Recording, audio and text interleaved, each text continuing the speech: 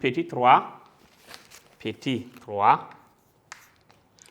symbole des atomes. Donc, chaque atome est ici représenté par un symbole. On utilise la première lettre en majuscule, souvent suivie d'une autre lettre en minuscule, si voilà, cela est nécessaire, parce qu'il y a des noms qui se ressemblent. Pour faire la différence, on utilise une petite lettre comme deuxième lettre pour différencier avec la première formule.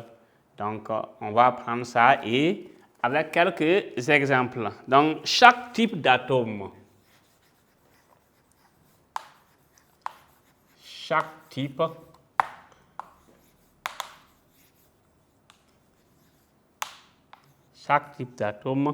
est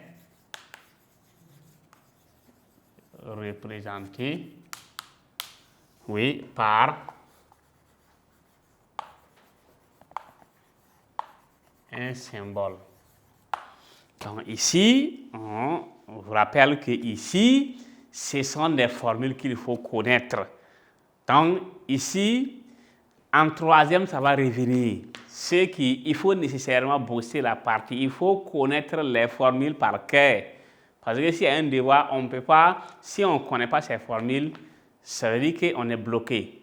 Donc, on ne peut pas avancer dans un devoir sans connaître ces formules. Dans ce chapitre, ces formules-là sont obligées. Et à ne pas oublier, voilà, jusqu'en troisième, jusqu'en terminale, parce que ça ne va plus changer. Donc, il vaut mieux de se concentrer dès maintenant à apprendre ça pour une bonne fois. Donc, représenté donc par, voilà, son symbole. On va mettre un point là-bas. Et c'est une lettre. Donc, c'est ici, c'est une. Voilà, c'est une. Donc, c'est une lettre majuscule.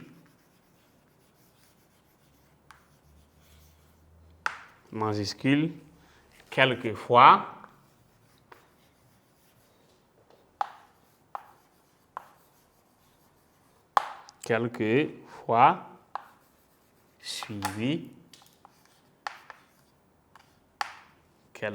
suivi d'une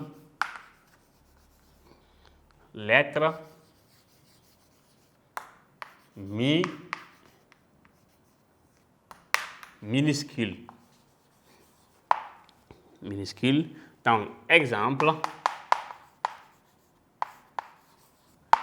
Donc, un exemple, on va voir un petit tableau qui contient les formules. Donc, voici.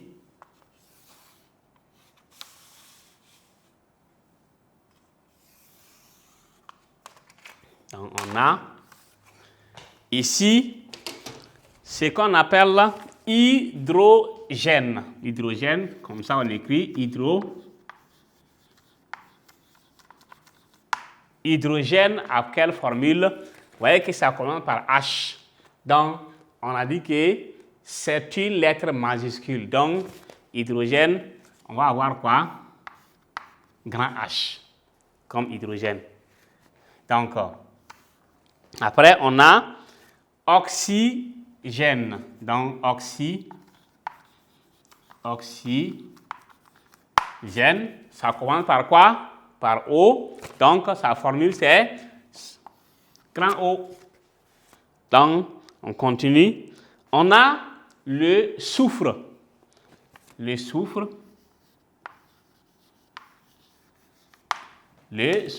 ça commence par quoi? Par S. Donc, sa formule, c'est quoi? Grand S.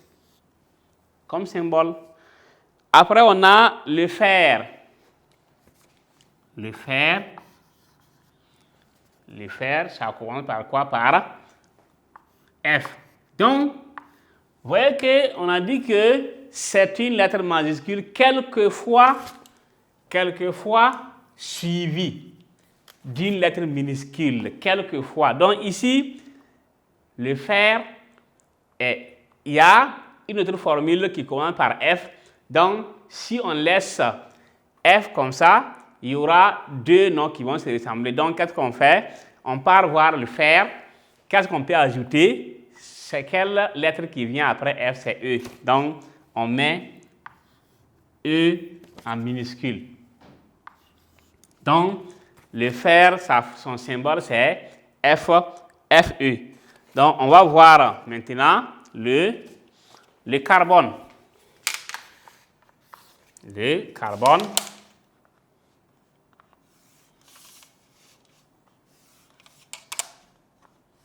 Donc, le tableau étant petit, on va ajouter quelques colonnes pour pouvoir. Donc, ici, on a le. Donc, maintenant, c'est ce qu'on appelle le carbone. Le carbone.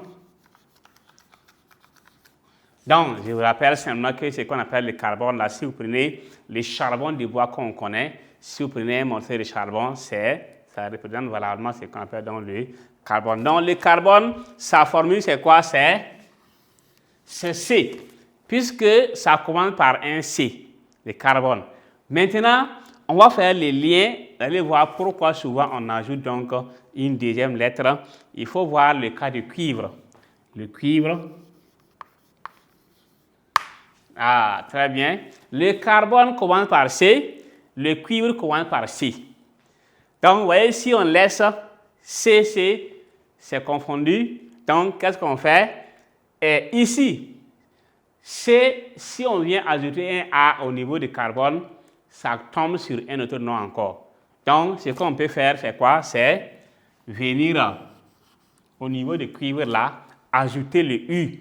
Mais on ne regarde pas seulement ce qu'on veut. Bon, moi, je vais ajouter A. Non, non. La formule est là. Ça ne change plus. Ça reste comme ça jusqu'en terminale. Ça ne va plus changer. Donc, il faut bosser ça. Si on bosse ça, ça c'est juste un échantillon pour que vous arriviez à connaître donc quelques formules. Donc, chers élèves, chers apprenants, on avait commencé par le grand 1, les atomes. Donc, on a vu petit 1, petit 2, petit 3. Donc, ce grand point comporte 3 sous-points et on va maintenant passer à un autre point qui est donc le grand 2, les molécules. Grand 2, les molécules. Donc, grand 2, les molécules. Petit 1, définition. Définition. Les molécules, qu'est-ce que c'est? Une molécule est la plus petite partie d'un corps qui puisse exister en gardant toutes les propriétés de ce corps. Donc, on va prendre ça, les molécules. Donc, une molécule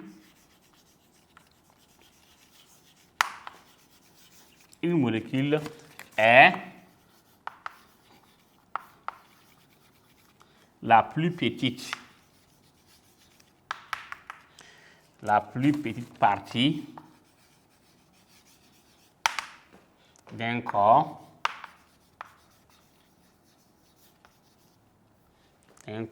qui puisse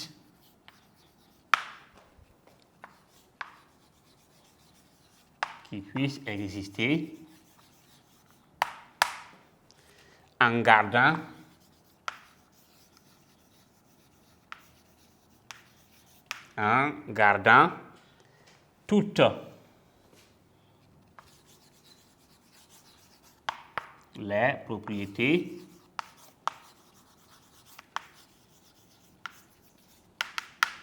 toutes les propriétés de ce corps.